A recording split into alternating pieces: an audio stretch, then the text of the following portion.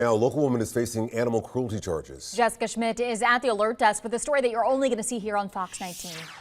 Yeah, this is just coming into our newsroom today. We can tell you that Kalia Boykins is now facing a felony charge of prohibitions concerning companion animals. That means that she is accused of animal cruelty.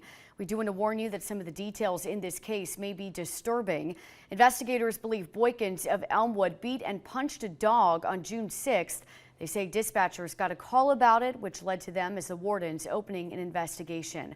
We're told the dog, named Brownie, ended up with a shattered skull and died from the injuries. Wardens say the dog was 4 to 5 years old and was a poodle Bichon mix, which they describe as a small-sized dog. According to investigators, Boykins admitted to attacking the dog in statements that she made to them. So far, Boykins has not been booked into jail, and there's no word yet on when she'll be in court. At the alert desk, Jessica Schmidt, Fox 19 Now.